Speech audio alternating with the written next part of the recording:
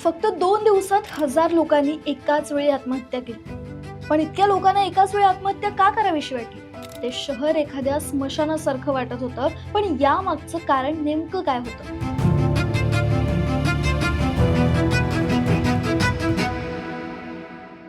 गोष्ट 1945 सालची, दुसऱ्या महायुद्धाच्या शेवटच्या दिवसांची.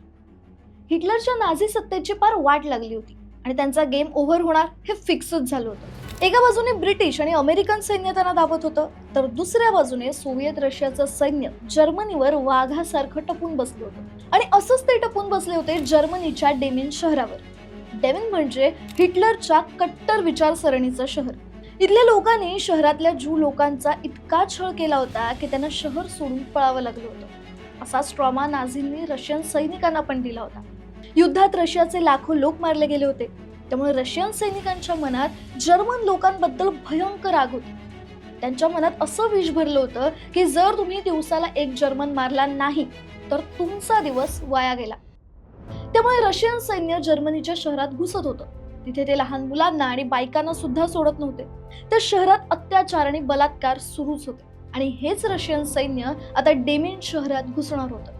त्याआधीच रशियन सैन्याला रोखण्यासाठी नाझींनी शहराच्या नदीवरचे सगळे पूल बॉम्बने उडवून दिले.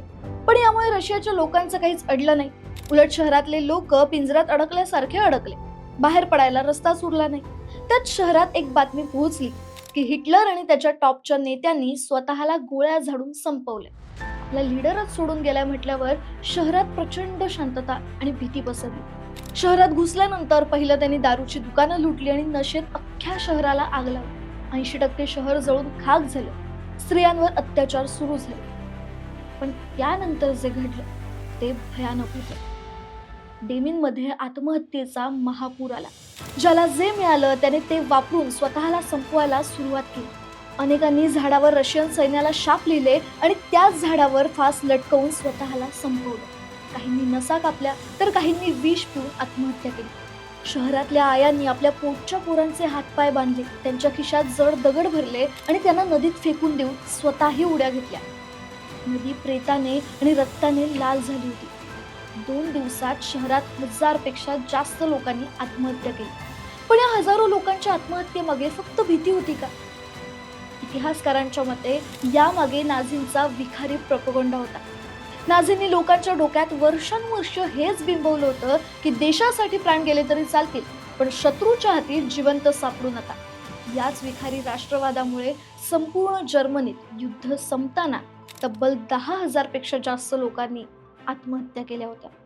तुम्हाला ही गोष्ट माहित होती का? आम्हाला कमेंट करून नक्की सांगा. आणि अशाच अननोन स्टोरीज जाणून घेण्यासाठी गाजावाजाला लाईक, शेअर, फॉलो आणि सबस्क्राईब करायला विसरू नका.